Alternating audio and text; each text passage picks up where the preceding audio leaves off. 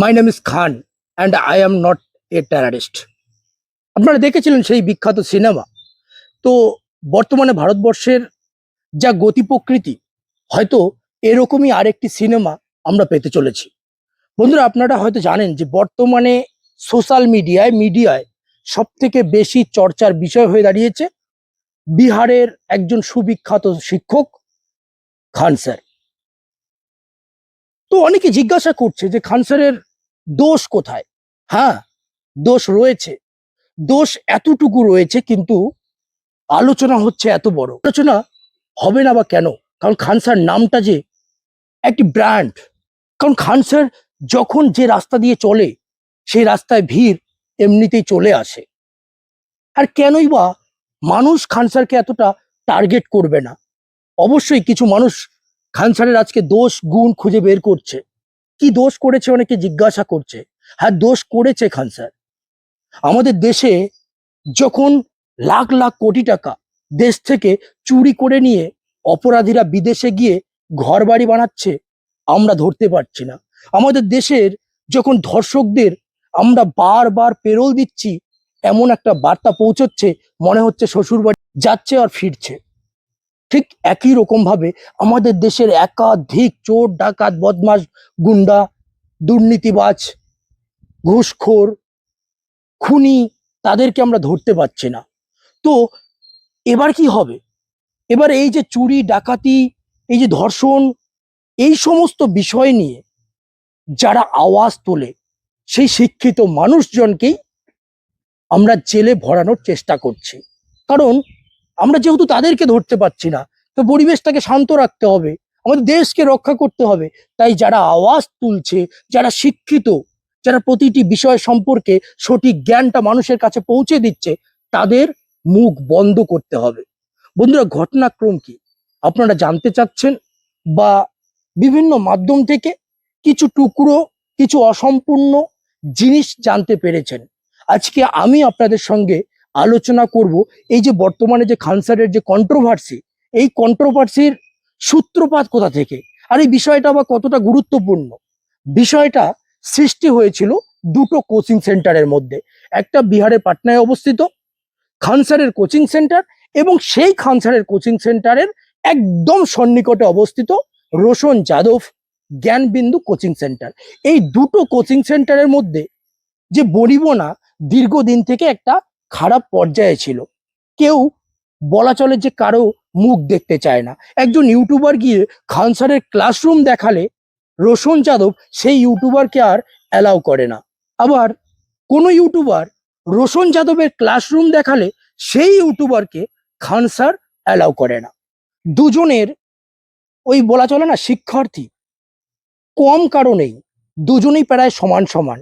খান sir যদি দাবি করে যে আমার কোচিং সেন্টার থেকে 2000 জন চাকরি পেয়েছে, তাহলে রোশন যাদবও দাবি করে যে আমার কোচিং সেন্টার থেকেও 1500 জন চাকরি পেয়েছে। এই দুজন বরাবরই চলছে। কিন্তু খান স্যারের পিআর একটু হাই লেভেলের। সোশ্যাল মিডিয়ায় খান স্যারের জনপ্রিয়তা, মিডিয়ায় খান স্যারের জনপ্রিয়তা কোথাও না কোথাও রোশন যাদবের তুলনায় একটু বেশি। তাই বলে এমনটা নয় যে রোশন যাদবের জনপ্রিয়তা কম, কারণ গ্রাউন্ড লেভেলে রোশন যাদবেরও জনপ্রিয়তা রয়েছে। কিন্তু খান স্যারের যে শক্তপোক্ত আইটি সেল, সেই আইটি সেল এবং সোশ্যাল মিডিয়ার জনপ্রিয়তা কোথাও না কোথাও খান স্যারকে একটু এগিয়ে রেখেছে। আর তার মধ্যে খান স্যার শিক্ষকতা করার পাশাপাশি বিভিন্ন সোশ্যাল ইস্যু নিয়ে, বিভিন্ন পলিটিক্যাল ইস্যু নিয়ে বরাবরই মুখ খুলে থাকে। এই কারণে খান স্যারের জনপ্রিয়তা কোথাও না কোথাও রোশন যাদবের তুলনায় একটু হলেও আলাদা পর্যায়ে পৌঁছে গেছে, বা একটু হলেও উন্নত স্তরে রয়ে গেছে। এবার ঘটনাটা হলো, দীর্ঘদিন থেকে তাদের দুজনের বা দুটো কোচিং সেন্টারের মধ্যে ঝামেলা। তাহলে কোচিং সেন্টারের ঝামেলা আজকে এই মারাত্মক রূপ নিল কি করে? সেই প্রশ্নটা আমাদের আপনাদের প্রত্যেকের মুখে মুখে ঘুরছে।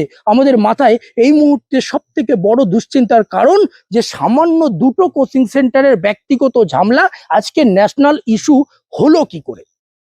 হ্যাঁ, অবশ্যই খান স্যারকে জেলে পুরে দেওয়া উচিত। খান স্যার দোষ করেছে। কি দোষ করেছে? খান স্যার সেই সমস্ত দুস্থ পরিবারের বাচ্চাগুলোকে, গরিব থেকে শুরু করে সমস্ত শ্রেণীর বাচ্চাগুলোকে একটি মুচি মেথর নিম্ন বর্ণ থেকে শুরু করে উচ্চ বর্ণ প্রতিটি বাচ্চাকে স্বপ্ন দেখাতে শুরু করেছে যে তারাও ডিএসপি হতে পারে, তারাও আইপিএস হতে পারে, তারাও আইএস হতে পারে, তারাও ডাক্তার হতে পারে। আর শুধু স্বপ্ন দেখা নয়, খান স্যার বাস্তবে সেটা রূপান্তরিত করেছে, অনেক বাচ্চাকে ডিএসপি আইএস আইপিএস ডাক্তার বানিয়েছে। আর সেটাই খান স্যারের সব থেকে বড় অন্যায় যে তিনি শিক্ষাটাকে সেই গ্রামের প্রান্তিক স্তরে পৌঁছে নিয়ে গেছে। গ্রামের প্রত্যন্ত দুস্থ পরিবারের বাচ্চাটিকেও স্বপ্ন দেখাতে শিখিয়েছে খান স্যার। খান স্যার অন্যায় করেছে। খান স্যার অন্যায় করেছে যে স্বাস্থ্য ব্যবস্থাটাকে, শিক্ষার সাথে সাথে স্বাস্থ্য ব্যবস্থাটাকেও সুলভ করে দিয়েছে। তিনি 900 টাকায় শিক্ষার্থীকে শিক্ষা দেওয়া থেকে শুরু করে 35 টাকায় এক্স রে পর্যন্ত করানোর ব্যবস্থা করেছে। আর এই জায়গায় খান স্যার দোষ করেছে। তিনি শিক্ষাটাকে তো সুলভ মূল্যে দিচ্ছে, ছাত্রছাত্রীদেরকে স্বপ্ন দেখাচ্ছে, গরিব বাচ্চাটাকে ডিএসপি বানাচ্ছে, ডিএম বানাচ্ছে, বিডিও বানাচ্ছে, এসডিও বানাচ্ছে। সঙ্গে সঙ্গে সেই গ্রামের যে সমস্ত মানুষগুলো পোকামাকড়ের ন্যায় মরে যাওয়ার কথা, সেই সমস্ত মানুষগুলোকে খান স্যার সুলভ মূল্যে সাশ্রয়ে উন্নত মানের চিকিৎসা ব্যবস্থা দিচ্ছে। আপনারা জানেন এই খান স্যার একটা সময় তার পেন্সিল কেনার টাকা ছিল না, তার মা পুরনো ছেঁড়া বইয়ের পৃষ্ঠাগুলোকে নতুন করে সেলাই করে বই বানিয়ে দিত। 17 বছর বয়সে এই ছেলেটা ওয়েল্ডিং এর কাজ করেছিল।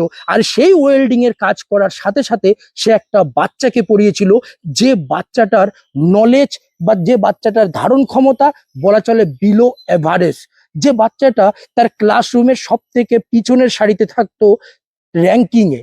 আর খান স্যার যখন সেই বাচ্চাটাকে পড়াশোনা শুরু করায়, সেই বাচ্চাটাই কিছুদিনের মাথায় সেই ক্লাসের প্রথম জায়গায় পৌঁছে যায়, র্যাঙ্ক করা শুরু করে।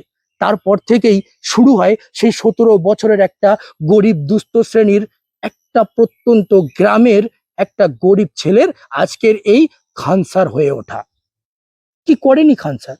স্বপ্ন দেখেছে যে যে বাচ্চাটা কোনোদিনও ডিএম হওয়ার স্বপ্ন দেখতে পারে না, সে কল্পনাও করতে পারে না, সেই বাচ্চাটার মাথাতে পর্যন্ত ঢুকিয়ে দিয়েছে যে হ্যাঁ, তোমার মধ্যেও এলিজিবিলিটি রয়েছে যে তুমি একজন ডিএম হতে পারো, তুমি ডিএম হয়ে এই সমাজ থেকে দুর্নীতি রুখতে পারো। ঠিক যেরকম আমাদের সেনারা বর্ডারে থেকে আমাদের দেশকে রক্ষা করছে, ঠিক একই রকম ভাবে এই খান স্যারের মতো শিক্ষকরা আমাদের দেশকে গঠন করার কাজ করছে ভিতর থেকে। এবার আপনাদের প্রশ্ন আসতে পারে যে তাহলে কন্ট্রোভার্সির শুরুয়াত কোথায় হলো? সামান্য একটা জিনিস, যে দুটো কোচিং সেন্টারের মধ্যে ব্যক্তিগত ঝামেলা।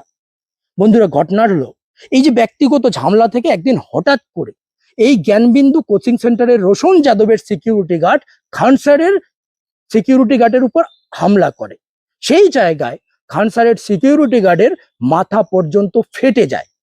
প্রথমত, খান স্যার কিন্তু সেখানে গুলি চালার কথা স্বীকার করেনি, তিনি দোষারোপ করেছেন অন্য কারো উপর। কিন্তু সেই জায়গাটায় এই যে হামলা কে করেছে, খান স্যার কিন্তু নিজের মুখ দিয়ে বলেনি। খান স্যার যে কোচিং সেন্টারে পড়ায় সেই সেন্টারের বা সেই বাড়ির মালিক বলেছে কে আর করেছে, রোশন যাদব করেছে। আর সেই জায়গা থেকে কিন্তু পুলিশ প্রশাসন প্রাথমিক স্তরে বিবৃতি দিয়েছে যে কোনো রকম গোলাগুলি হয়নি, খান স্যারকে বাঁচানোর চেষ্টা করা হয়েছিল। এবং সেই যে হামলা রোশন যাদব করেছে, সেখান থেকে কিন্তু রোশন যাদবকে গ্রেপ্তার করেছে। আর রোশন যাদবকে যখন গ্রেপ্তার করেছে, সেই জায়গায় রোশন যাদবের যারা শিক্ষার্থী রয়েছে, স্টুডেন্ট রয়েছে, তারা রাস্তায় নেমে পড়েছে খান স্যারের বিরুদ্ধে। তারা বিভিন্ন ধরনের স্টেটমেন্ট জারি করা শুরু করেছে এবং রোশন যাদবের মুক্তি চেয়েছে, নিঃশর্ত মুক্তি। আর সেই জায়গায় কন্ট্রোভার্সিটা বড় আকারের নেয়। আর এরই মাঝখানে কিন্তু গঙ্গা দিয়ে অনেক জল বয়ে গেছে। কারণটা কি হয়েছে, যে হঠাৎ একদিন দেখা যাচ্ছে এই কন্ট্রোভার্সিটা বাড়ানোর উদ্দেশ্য নিয়ে, হয়তো পিছন দিয়ে সেটাই উদ্দেশ্য ছিল, আমাদের সাংবাদিকদের একদম উজ্জ্বলতম নক্ষত্র অঞ্জনা ওম কাশ্যপ, আপনারা প্রত্যেকেই চেনেন। সেই অঞ্জনা ওম কাশ্যপ একটি বিবৃতিতে তিনি বলেন যে যারা ইউটিউব টিচার, যারা ইউটিউবে শিক্ষকতা করে, ইউটিউব থেকে শিক্ষা দেয়, তাদের কোনো রকম জ্ঞান নেই, তারা দো করি কি টিচার হয়। এই বিবৃতি দিয়ে তিনি পুরো ইউটিউবের যারা শিক্ষকতা করেন তাদেরকে অপমান করেছেন, এবং প্রত্যেকটি ইউটিউব টিচার কিন্তু অঞ্জনা ওম কাশ্যপের এই বয়ানের বিরোধিতা করে। খান স্যারও স্বাভাবিকভাবে সেই বিরোধিতা করে, কিন্তু একটু আলাদা লেভেলের খান স্যার, সেটা আমরা প্রত্যেকেই জানি। তার পিআর বেশি, তার জনপ্রিয়তা বেশি, তার আইটি সেল অ্যাক্টিভ। সেই জায়গায় খান স্যার যেভাবে অঞ্জনা ওম কাশ্যপের বিরোধিতা করে, বা অঞ্জনা ওম কাশ্যপের এই যে জঘন্যতম নিম্ন স্তরের যে বয়ানবাজি, সেই বয়ানবাজির বিরোধিতা করে, সেই খান স্যারের বিবৃতিগুলো গোটা জাতীয় লেভেলে ছড়ে যায়। আর সেই অঞ্জনা ওম কাশ্যপের বিরোধিতা থেকে শুরু হয় পুরো গদি মিডিয়া জুড়ে খান স্যারের নামে ভুল ভাল বক্তব্য পোষণ করা। আর এই অঞ্জনা ওম কাশ্যপের সঙ্গে বিরোধিতাই কোথাও না কোথাও খান স্যারের আজকের যা পরিস্থিতি, আজকের যা কন্ট্রোভার্সি, সেই কন্ট্রোভার্সির মূল বিষয় হয়ে দাঁড়িয়েছে। স্বাভাবিকভাবে মোহরা বানানো হয়েছে যে রোশন যাদবের সঙ্গে খান স্যারের যে কন্ট্রোভার্সি, বা দুটো যে কোচিং সেন্টারের মধ্যে যে কন্ট্রোভার্সি, সেই কন্ট্রোভার্সিটাকে জাতীয় লেভেলে নিয়ে আসার জন্য ওটা একটা মোহরা বানানো হয়েছে। এর পিছনে রয়েছে অনেকটা রাজনৈতিক ইস্যু, অনেকটা রাজনৈতিক কারণ। কোথাও না কোথাও ভারতবর্ষের যে চলতি ইস্যুগুলো রয়েছে, সেই চলতি ইস্যুগুলোকে ডাইভার্ট করে দেওয়ার জন্য এই আজকের এই পিআর, আজকের এই কন্ট্রোভার্সি। কেন বলবো আমি এই কথাটা? খান স্যারের মধ্যে যে তাদের মধ্যে যে সামান্যতম বাকবিতণ্ডা, সামান্যতম দ্বন্দ্ব, সেটা কোথাও না কোথাও কিন্তু একটা পর্যায়ে শেষ হয়ে যাওয়ার কথা। কারণ রোশন যাদবের সিকিউরিটি খান স্যারের সিকিউরিটির উপর হামলা করেছে, মাথা ফেটে গেছে। আর সেই জায়গায় আপনারা যে ভিডিও ফুটেজ দেখছেন, যে খান স্যারের সিকিউরিটি গুলি ছুঁড়েছে, গুলি চালিয়েছে। আচ্ছা, প্রশ্নটা আপনাদেরকে করছি, গুলিটা কোথায় ছুঁড়েছে? গুলিটা হাওয়ায় ছুড়েছে। আর সেই সমস্ত পেইড সিকিউরিটি, বিভিন্ন এজেন্সি থেকে নেওয়া সিকিউরিটি, লাখ লাখ টাকা খরচ করে নেওয়া সিকিউরিটি, তাদের কাজ কি? যখন কোনো বহিরাগত বা অন্য কেউ কোনো একটা সংস্থানের উপর আক্রমণ করবে, সেই জায়গায় সিকিউরিটিটা কি বসে বসে ধূপধুনা দিয়ে তাদেরকে বরণ করবে? নিশ্চয় তারা সেই সংস্থাকে, যে জন্য তাদেরকে পয়সা দেওয়া হয়, তারা সেই দায়িত্বটা পালন করবে, এবং তারা যা যা করণীয় সেই জায়গায় হামলা আটকানোর জন্য করবে। এই কারণে তার সিকিউরিটি গার্ডরা শূন্যে গুলি ছুড়েছে। এ তো অপরাধটা কি?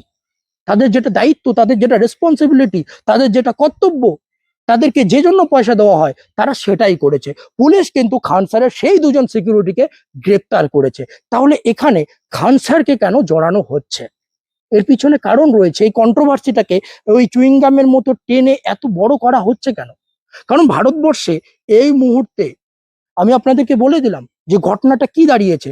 একটা কোচিং সেন্টারের সিকিউরিটি গার্ড আর একটা কোচিং সেন্টারের সিকিউরিটি গার্ডের উপর আক্রমণ করেছে। তাদেরকে প্রতিহত করতে গিয়ে খান স্যারের কোচিং সেন্টারের সিকিউরিটি গার্ড শূন্যে গুলি ছেড়েছে। কেউ আহত হয়নি, কাউকে গুলি লাগেনি, শূন্যে গুলি ছুড়েছে। সেই কেজে খান স্যারকে জড়িয়ে দেওয়া হচ্ছে। তো এর পিছনে কারণটা কি? কারণ রয়েছে।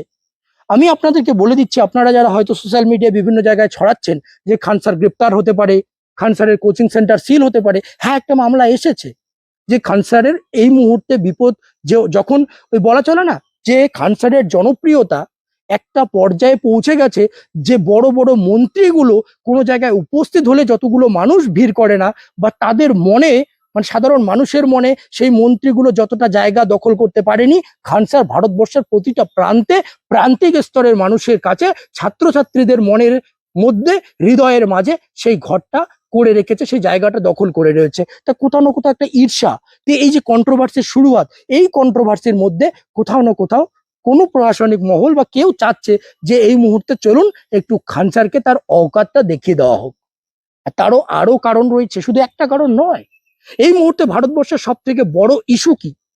বড় ইস্যু হলো যে recently NEET exam question paper leak. আর সেই NEET exam question paper leak হওয়ার পর যখন সরকার সেই কোশ্চেন পেপার পুরো প্রক্রিয়াটাকে বাতিল করে দিয়েছে, তারপর একাধিক আমাদের ঘরের ছাত্রছাত্রী নিজের প্রাণ নিজে কেড়ে নিয়েছে, আত্মহত্যা করেছে। এবং ভারতবর্ষের সব থেকে বড় এই মুহূর্তে ইস্যু হলো NEET exam question paper leak. তৎসঙ্গে রয়েছে অতিরিক্ত পরিমাণে মূল্য বৃদ্ধি, রয়েছে পেট্রোল ডিজেলের মূল্য বৃদ্ধি, এলপিজি গ্যাস সিলিন্ডারের মূল্য বৃদ্ধি, রয়েছে একাধিক ইস্যু। আর যখন জাতীয় কংগ্রেস এই একাধিক ইস্যু নিয়ে তাদের যে রাজনৈতিক অ্যাক্টিভিটি সেটা চরম লেভেলে নিয়ে যাচ্ছে। কংগ্রেসের এনএসইউ সংগঠন, ছাত্র সংগঠনগুলো রাস্তায় সর্বাত্মকভাবে আন্দোলনটাকে ছড়িয়ে দিচ্ছে, জেনজি জাগার কাজ করছে। সেই মুহূর্তে এই জাতীয় কংগ্রেসের ওঠানো সমস্ত প্রয়োজনীয় যে ইস্যুগুলো ভারতবর্ষের জন্য সব থেকে বর্তমানে আলোচনার কেন্দ্রবিন্দু হওয়া উচিত, সেই ইস্যুগুলোকে দাবিয়ে দেওয়ার জন্য আজকে রোশন যাদব এবং খান স্যারের ইস্যুটাকে বড় করে রংচং মশলা মাখিয়ে আপনাদের সঙ্গে পরিবেশন করা হচ্ছে। হিন্দু মুসলিমের ইস্যু এখন পুরাতন হয়ে গেছে, এখন যাদব এবং মুসলিমের ইস্যু দাঁড় করিয়ে দেওয়া হচ্ছে, আপনাদের সামনে পরিবেশন করা হচ্ছে। রোশন যাদবের হয়ে যাদব সম্প্রদায়, হিন্দু সম্প্রদায় কথা বলছে, আর খান স্যারের হয়ে মুসলিম সম্প্রদায় কথা বলছে। কিন্তু এগুলো ইস্যু হচ্ছে অস্থায়ী একটা ইস্যু। আপনাদেরকে কোথাও না কোথাও ইস্যু ডাইভার্ট করার উদ্দেশ্যে এই খবরগুলো পুরো রংচং মাখিয়ে আপনাদের সঙ্গে পরিবেশন করা হচ্ছে। আসলে এর উদ্দেশ্যটা পুরো আলাদা। খান স্যার কি করেছে? পরিষ্কার কথা, খান স্যার কি করেছে? গুনাই বা কতটা করেছে, দোষ বা কতটা করেছে? তার কি দোষ সেটাই যে গ্রামের প্রত্যন্ত গরিব দুস্থ পরিবারের বাচ্চাটিকে ডিএসপি হওয়া, ডিএম হওয়া, বিডিও হওয়ার, এসডিও হওয়ার স্বপ্ন দেখানো, এটা খান স্যারের অন্যায়? মাত্র 99 টাকায়, মাত্র 900 টাকায়, মাত্র 1000 টাকায় বা ফ্রিতে সেই গরিব বাচ্চাগুলোকে শিক্ষা দেওয়া, এটা খান স্যারের অন্যায়? মাত্র 35 টাকায় এক্স রে করানো সেই সাধারণ দুস্থ যে মানুষটা বিনা চিকিৎসায় মারা যেত, সেই মানুষটাকে সুলভ মূল্যে চিকিৎসা দেওয়া, এটা খান স্যারের অন্যায়? না, এটা অন্যায় হতে পারে না। খান স্যার এই যে কন্ট্রোভার্সি, যে কোচিং সেন্টারের মধ্যে কন্ট্রোভার্সি, এই কন্ট্রোভার্সি সামান্য একটা কন্ট্রোভার্সি, যেটা বড় আকার নিতে পারে না, কিন্তু ইচ্ছাপূর্বকভাবে এই কন্ট্রোভার্সিটাকে বড় করানো হচ্ছে। তাই আমি বলছি আপনাদেরকে এই মুহূর্তে ভারতবর্ষের যে মূল ইস্যুগুলো হওয়া উচিত, যে আমাদের তরতাজা বাচ্চাগুলো, ছাত্রছাত্রীগুলো অকালে চলে গেল, তাদেরকে ন্যায় বিচার দেওয়া উচিত। যে অতিরিক্ত মূল্যবৃদ্ধি, টাকা দিনের পর দিন টাকা পাতলা হয়ে যাচ্ছে, টাকার মূল্য কমে যাচ্ছে, ডলারের মূল্য বেড়ে যাচ্ছে, এলপিজি শর্টেজ, পেট্রোল ডিজেল দাম বেশি হয়ে যাচ্ছে, এই ইস্যুগুলো নিয়ে কথা বলতে হবে। আপনাদেরকে সামান্য নিম্ন স্তরের হিন্দু মুসলিম এই সমস্ত ইস্যু দিয়ে আপনাদেরকে ভাসিয়ে তোলা হচ্ছে। মূল ইস্যু থেকে আপনাদেরকে নজর ঘোরানোর উদ্দেশ্যেই এই সমস্ত করা হচ্ছে। আপনাদের জানিয়ে রাখি আমি, এই ককরোচের আগমন অনেকটা কোথাও না কোথাও সেরকমটাই মনে হচ্ছে, যে আপনাদেরকে মূল ইস্যু থেকে ডাইভার্ট করার উদ্দেশ্য নিয়েই সেটা করা হচ্ছে। হঠাৎ করে ককরোচ চলে আসলো, আর ওই 1000 খানেক লোক নিয়ে ককরোচরা যন্তর মন্তরে আন্দোলন করলো। তাদের প্ল্যান পরিকল্পনা ছিল যে 6 তারিখে তারা অনুমতি নেবে এবং 6 তারিখেই তারা আন্দোলন করবে। অনেকেই তো মনে করছিল যে তারা অনুমতি পাবে না, কিন্তু বাস্তবে দেখা গেল যে অভিজিৎ দীপকে পার্লামেন্ট স্ট্রিট থানায় যেতেই হলো না আবেদনের জন্য, পুলিশ গিয়ে এয়ারপোর্টে দিয়ে আসলো, নাও তোমরা শান্তিপূর্ণ আন্দোলন করো, ঘরে গিয়ে ঘুমাও, স্বস্তির নিঃশ্বাস নাও। আর দেখা যাচ্ছে তাদের অনুমতির সময়সীমা ছিল সন্ধ্যা 5টা, আর তারা 3টার সময় আন্দোলনের একদম পাত্তারি গুটিয়ে চলে গেল। কেউ কেউ তো অসুস্থও হয়ে গেল, এসিতে গিয়ে বসে রইলো। তাহলে তাদের আন্দোলন সর্বাত্মক রূপ নয়। এই মুহূর্তে NEET exam question paper leak নিয়ে যদি কেউ সর্বাত্মকভাবে আন্দোলন করছে, সেটা হচ্ছে কংগ্রেস, কংগ্রেসের ছাত্র সংগঠন দীপেন্দর হুদা থেকে শুরু করে বিনোদ ঝাকর। তাদের লড়াইটা গিয়ে একবার দেখুন। কিন্তু মিডিয়া সেই লড়াইটা দেখাবে না, মিডিয়া আপনাদেরকে দেখাচ্ছে ককরোচের সেই নাটকবাজ একটা লড়াই, সেটা আপনাদেরকে দেখিয়ে আপনাদেরকে ভুলিয়ে ভালিয়ে রাখছে। আর এই ইস্যুগুলো থেকে ডাইভার্ট করার উদ্দেশ্য নিয়েই কিন্তু এই যে আপনাদেরকে এভাবে ভুলভাল তথ্য, ভুলভাল ইস্যু মধ্যে উলঝে রাখছে। তাই আপনারা অনেক বোঝানদার লোক, চলে আসুন মূল ভিত্তিতে, মূল ইস্যু নিয়ে আলোচনা করি। এই সমস্ত ছোট ছোট ইস্যু নিয়ে পড়ে থাকার কোনো মূল্য নেই, কোনো কারণ নেই। ধন্যবাদ বন্ধু, সকলকে জানাই আমি আমার পক্ষ থেকে অনেক অনেক শ্রদ্ধা। আপাতত এখানে শেষ করছি।